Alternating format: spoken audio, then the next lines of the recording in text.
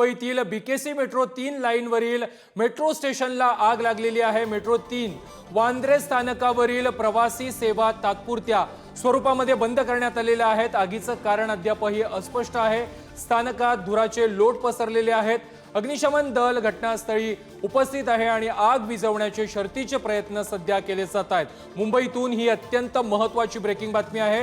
मुंबईतील BKC metro 3 लाईनवरील metro स्टेशनला आग लागलेली आहे आणि मेट्रो 3 वांद्रे स्थानकावरील प्रवासी सेवा तात्पुरत्या स्वरूपामध्ये आता बंद करण्यात आलेली आहे।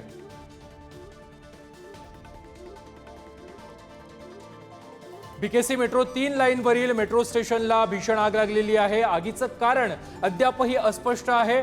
स्थानकामध्ये सध्या धुराचे लोट पसरलेले आहेत आणि अग्निशमन दलाकडून या आगीवरती नियंत्रण मिळवण्याचे प्रयत्न सध्या सुरू आहेत। मुंबईतून ही अत्यंत महत्त्वाची बातमी आहे। बीकेसी मेट्रो 3 लाईनवरील मेट्रो स्टेशनला भीषण आग लागलेली आहे आणि सध्या आग विझवण्याचे शर्थीचे प्रयत्न अग्निशमन दलाकडून सुरू आहेत।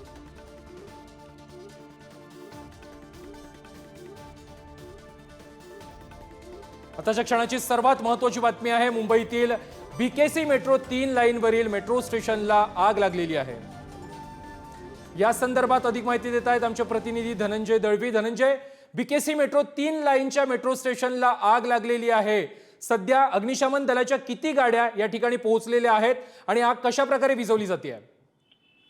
प्रथमेश, आपण जर पाहिलं तर या ठिकाणी जे मेट्रो 3 वांद्रे स्थानक आहे त्या ठिकाणी एंट्री आणि एक्झिट जो पॉइंट आहे A4 च्या बाहेर ही आग जी आहे ती लागलेली आहे आणि संपूर्ण मेट्रो भुयारी मार्गाच्या आतमध्ये जो आहे तो धूर संपूर्ण पसरला होता आणि धुराचे लोट जे आहे त्या आतल्या भागामध्ये पसरलेले होते आणि ही आग जी आहे ती वाढल्यामुळे त्या ठिकाणी जर आपण पाहिलं तर अग्निशमन दल जे आहे ते घटनास्थळी पोहोचलं होतं। त्याचबरोबर जे भुयारी मार्ग मेट्रो 3 लाईन आहे त्यांच्या अंतर्गत जी आहे ती योजना आहे फायर सेफ्टीची ती सुद्धा कार्यान्वित करण्यात आली होती आणि त्यानंतर आता जी माहिती मिळते त्या माहितीनुसार सध्या आग जी आहे ती आटोक्यात आलेली आहे। मात्र जी वाहतूक आहे ती या सगळ्या कारणामुळे ठप्प पडली होती। जी मेट्रो 3 भुयारी मार्गाची जी वांद्रे ते आरे अशी जी सेवा आहे ती काही काळापासून जी आहे ती ठप्प आहे, ती बंद करण्यात आली होती। कारण की मेट्रोचं असं म्हणणं आहे की प्रवाशांच्या दृष्टिकोनातून आतमध्ये धुराचे लोट जे आहेत ते वाढल्यामुळे आणि हा भुयारी मार्गाचा परिसर असल्यामुळे हा काही काळ जो आहे तो वाहतुकीसाठी बंद करण्यात आला होता।